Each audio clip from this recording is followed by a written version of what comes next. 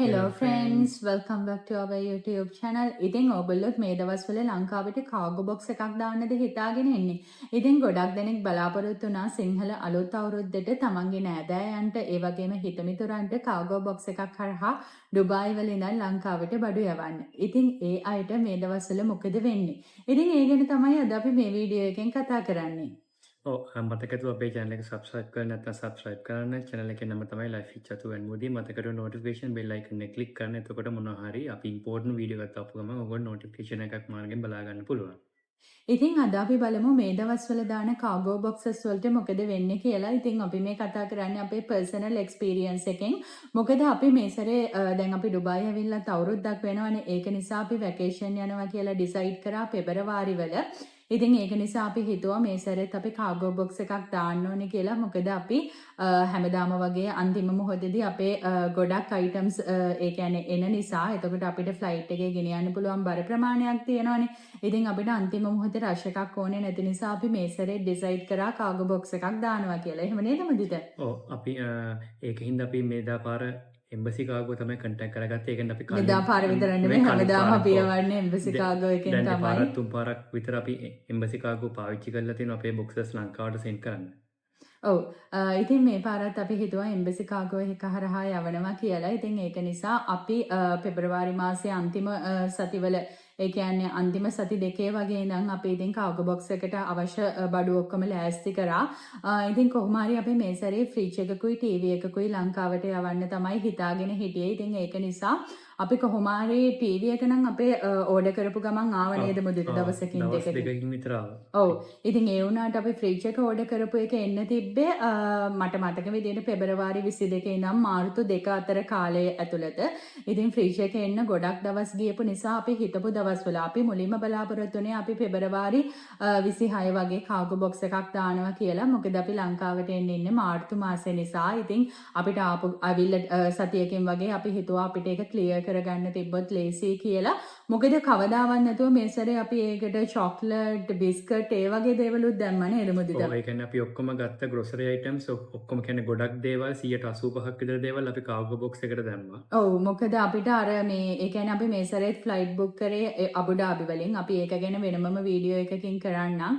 ඉතින් ඩුබායි ඉඳලා අබුඩාබි යද්දී අපිට ගොඩාක් බඩු උස්සගෙන යන්න බැහැනේ. ඒක නිසා අපි හිතුවා ඉතින් කාගෝ බොක්ස් එකක් දාන එක හොඳයි කියලා.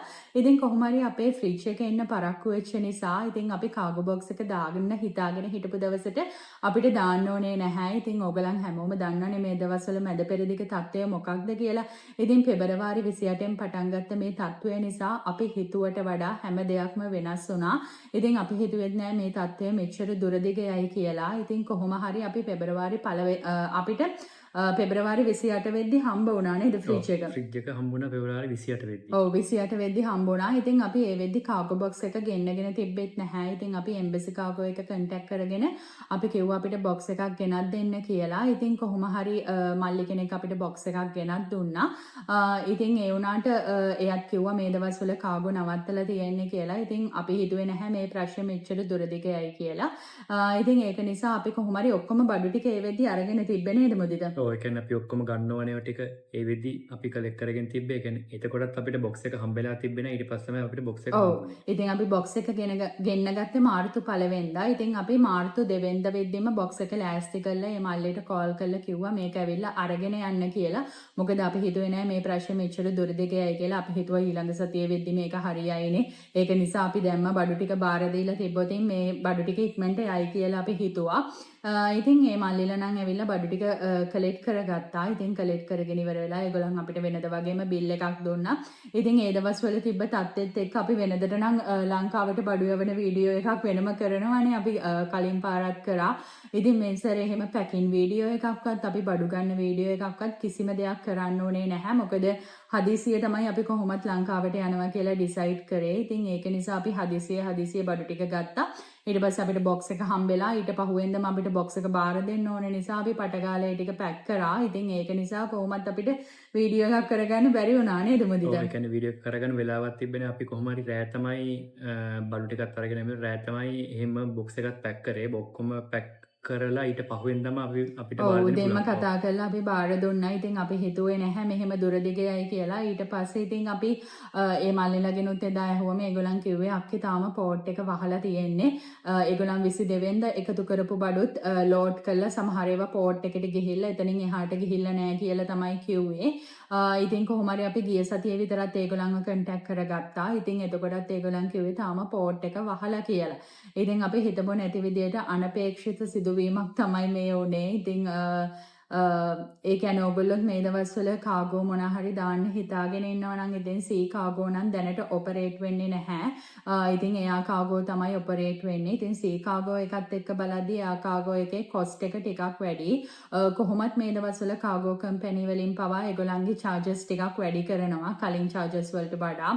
ඉතින් මොකද මේ දවස්වල fuel ඒ වගේ දේවල් වල ගණන් වැඩි වෙනවනේ. ඉතින් ඒක නිසා කොහොමත් ගණන් එයා ටිකට්ස් වලත් ගණන් වැඩි වෙනවා. ඉතින් ඒව නිසා කොහොමත් කාගෝ කම්පැනි ඒගොල්ලන්ගේ ගණන් වැඩි කරනවා.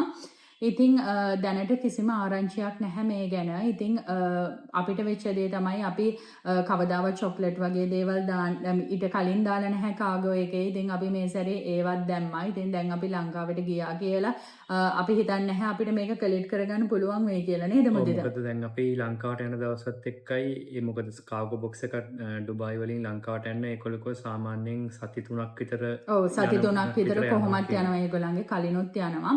ඉතින් දැන් කවද පෝට් ඕපන් කරයිද දන්නේ නැහැනේ. ඒක තමයි දැනට තියෙන ප්‍රශ්නේ. ඉතින් අපි ගිය සතියේ කතා කරාමත් ඒ මල්ලිලා කිව්වේ පෝට් ඕපන් කරපු ගමන් ඒගොල්ලන් ඔක්කොම ඒගොල්ලන් දැන්ට කලෙක්ට් කරලා තියෙන බඩු ඒගොල්ලන්ගේ වෙයා හවුස් වල තියෙනවා කියලා තමයි අපිට කිව්වේ. ඉතින් ඒ වෙයා හවුස් වල තියෙන ඒවා ඔක්කොම ටික ලෝඩ් කරලා දානවා කියලා තමයි කිව්වේ. ඉතින් ඒ විදිහට තමයි දැනට ආරංචිය තියෙන්නේ. මේ මොහොත වෙද්දිත් පෝට් එක වහලා තියෙන්නේ. ඉතින් ඒක නිසා අපි දන්නේ නැහැ කවද මේ බඩු හම්බ වෙයිද කියලා. ඉතින් ඕගොල්ලොත් මේ වෙද්දි ඕගොල්ලන්ගේ කාගෝ බොක්ස් එකක් ලංකාවට දාලා තියෙනවා නම් ඒ කියන්නේ ඕගොල්ලන්ගේ කාගෝ කම්පැනිස් වලට බාර දීලා තියෙනවා නම් ඔයගලන්ට එක දෙයක් කරන්න පුළුවන්. ඔයගලන් දැන් ඒ කියන්නේ දැන් අපි නම් ෆ්‍රිජ් එකකුයි ටීවී එකකුයි ඒව දැම්මේ අපේ ඇලවන්ස් එකෙන් අඩු වෙන්නනේ නේද මුදිත? කොහොමත් එක්කෙනෙක්ට ඇලවන්ස් එක ඩොලර්ස් 1700ක් හරි 700ක්ද 700ක් හරි 750ක් හරි ඒ කියන්නේ අවුරුද්දකට වඩා වැඩි වෙන්න ඕනේ. ඔයගලන් UAE වල අවුරුද්දකට වඩා වැඩිපුර ඉඳලා තියෙනවා නම් ඔයගලන්ට ඇලවන්ස් එකක් හම්බෙනවා. ඒක ඩොලර් 1700ක් හරි 1750ක් හරි. ඉතින් අපි ෆ්‍රිජ් ටීවී ඒව දැම්මේ අපේ ඇලවන්ස් එකෙන් අඩු වෙන්න. දැන් අපි ලංකාවේ හිටියේ නැත්නම් ඒක අපේ වෙන කෙනෙක් ගත්තොත් අපිට ඒ ඇලවන්ස් එක ඒ ඇලවන්ස් එකෙන් අඩු වෙන්නේ නැහැ. අපිට වෙනම ටැක්ස් ගෙවන්න වෙන්න පුළුවන්.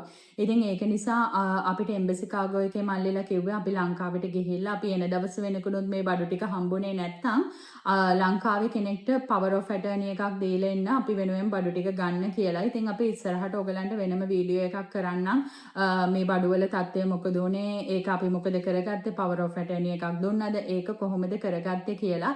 ඉතින් දැනට තියෙන අප්ඩේට්ස් වල හැටියට නම් අපිට තාම හිතා ගන්න බෑ අපි එන්න කලින් මේ බඩු ටික ගන්න පුළුවන් වෙයිද කියලා නේද මුදිත? ඔව් නිකන් තාම ඒ කියන්නේ මොකද පෝට්ටුත් වහලා තියෙන්නේ. තාම පෝට් එක ඕපන් කරත් අපිට තව සති 3ක් බලාගෙන ඉන්න වෙනවා. ඒ කියන්නේ ඉස්සරහ තත්ත්වය අපිට එක්ස්පෙක්ට් කරන්න බෑ මොනවා වෙයිද කියලා. මොනවා වෙයිද කියලා. ඉතින් ඒ වගේ අනපේක්ෂිත දේවල් අපේ ජීවිතේට වෙනවා. ඉතින් මොනා කරන්නද දැන්? ඉතින් අපි ලංකාවට යන්න දාගත්ත වැකේෂන් එක අපිට ඕනනම් ඉතින් දවස් මාරු කරන්න පුළුවන්. කම්පැනිස් එක කතා කරලා. ඉතින් ඒ වුණාට අපි මේ වෙද්දිත් එයා ටිකට් බුක් කරලා හැමදේම බුක් කරලා ඉවරයි. ඉතින් ඒවා චේන්ජ් කරන්න පුළුවන් තත්ත්වේ තියෙනවා. ඒ වුණාට අපි දැනට හිතාගෙන ඉන්නේ අපි ලංකාවට අපි ප්ලෑන් කරපු දවසේ යනවා කියලා. ඉතින් බඩු ටික අපිට ගන්න බැරි වුණොත් අපි පවර් ඔෆ් ඇටර්නි එකක් අපේ නෑදෑ කෙනෙක්ට හරි ගෙදර පවුලේ කෙනෙක්ට දීලා එනවා. ඉතින් එතනදි මොකද වෙන්නේ කියලා අපි ඉස්සරහට අප්ඩේට් එකක් දෙන්නම්. ඉතින් ඕගලන් දැනටමත් බඩු බාර දීලා තියෙන කෙනෙක් නම් අපිට කියන්න ඕනේ. ඉතින් ඕගලන් ඒ වගේ ලොකු බඩු මොනවා හරි බාර දීලා තියෙනවා නම් අනිවාර්යයෙන්ම ලංකාවට ගියාම ඕගලන්ට ඒ බඩු ගන්න බැරි වුණොත් ඕගලන් ඕගලන්ගේ ඇලවන්ස් එකෙන් ක්ලේම් කරන්න බලාපොරොත්තු වෙනවා නම් එහෙමනම් ඕගලනුත් පවර් ඔෆ් ඇටර්නි එකක් දීලා එන්න. දැනට බඩු දාලා නැති අයට කියන්න දෙන්නේ. ඉතින් ඕගලන් දැනට බඩු දාන්න හදිසි වෙන්න එපා.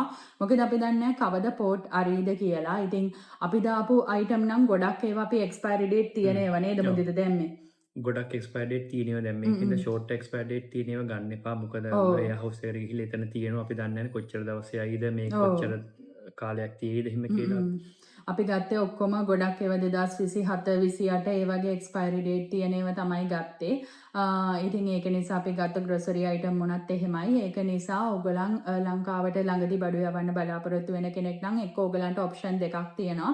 එකක් තමයි ඔයගලන්ට එයා කාගෝ පාවිච්චි කරන්න පුළුවන්. ඒක කොස්ට් එක වැඩි. එක කාගෝ කම්පැනිස් වල කොස්ට් එක වෙනස් වෙනවා. ඉතින් එහෙම නැත්නම් ඉතින් ඔයගලන්ට ටිකක් ඉවසලා බලාගෙන ඉන්න වෙනවා. ඉතින් ඔයගලන්ට හදිස්සියක් නැත්නම් මේ වෙලාවේ ඔයගලන්ගේ බඩු මොකොත් යවන්න එපා. මොකද සමහර වෙලාවට අපි දන්නේ නැහැ ඔයගලන් දාන බඩු වල තත්ත්වය මොන විදිය වෙයිද කියලා. අනික එක කාගෝ කම්පැනි වල තත්ත්වය වෙනස්. ඉතින් ඒක නිසා ඔයගලන්ගේ සල්ලි ඔයගලන්ට වටිනවනේ. ඉතින් කොච්චර දුක් මහන්සි වෙලාද මෙහෙ ඉන්න මිනිස්සු සල්ලි හම්බ කරලා තමන්ගේ පවුලේ අයට මොනා හරි දෙයක් දාන්නේ නේද? ඉතින් ඒක නිසා ඒ බඩුවල පරිස්සමයේ හැම දෙයක් ගැනම හිතලා ඉතින් ඔයගලන් දැන් සමහරු ඉන්න තැන්වල මේ බඩු තියාගන්න ඉඩක් නැහැනේ මොදිට. දැන් පාර්ටිෂන් බෙඩ් ස්පේස් ඒ වගේ. මොකද දැන් මේ වෙනකොට කාගෝ වල තත්ත්වය ගොඩක් අය බඩු බාරගන්නේ නැහැ. මොකද ඒගොල්ලන්ගේ වෙයාහවුස් පිරීලා තියෙන්නේ. ඉතින් ඒක නිසා ඔයගලන් ලංකාවට බඩු දාන්න ඉන්න නම් දැම්ම බඩු දාන්න හදිසි වෙන්නත් එපා. ඒ වගේම බඩු ගන්න හදිසි වෙන්නත් එපා. ඔයගලන්ට හරියට ඒ බඩු තියාගන්න තැනක් නැත්නම් ෂෝට් එක්ස්පයරි ඩේට් තියෙන ඒවා කොහොමත් ගන්න එපා. මොකද අපි දන්නේ නැහැ කවද මේ ප්‍රශ්නේ ඉවර වෙයිද කියලා. ඉතින් ඕක තමයි දැන්ට තියෙන තත්ත්වය. මොකක් හරි අලුත් අප්ඩේට් එකක් ආවොතින් අපි ඒක ගැනත් වීඩියෝ එකක් කරන්නම්. ඉතින් ඔයගොල්ලෝ හැමෝම පරිස්සමෙන් ඉන්න. මොකද ගවර්න්මන්ට් එකෙන් rules and regulation දීලා තිනෝ. ඒ කියන්නේ නිවුස් පේපර්ස් වලත් බලන්න පුළුවන්. ඔයගොල්ලන්ට ඔන්ලයින් බලන්න පුළුවන්. කලිස් ටයිම් ගල්ෆ් නිවුස් ඒවට ගිහලා බලන්න පුළුවන් මොකද්ද වෙන්නේ කියලා රටේ රටේ. ඒකෙන් ඔයගොල්ලන්ට අයිඩියා එකක් ගන්න පුළුවන් දැන්ට මොකද්ද වෙන්නේ කියලා. එහෙමනම් මතකතුව අපේ channel එක subscribe කරන්න නැත්නම් subscribe කරන්න. channel එකේ නම තමයි life feature 2 මුදී. මතකතුව notification bell icon එක click කරන්න. එතකොට අපි අවුතින් වීඩියෝ එකක් අපුවම ඕකන බලා ගන්න පුළුවන්. ඔව් එහෙනම් අදට අපි මේ වීඩියෝ එක මෙතනින් නවත්තනවා. bye.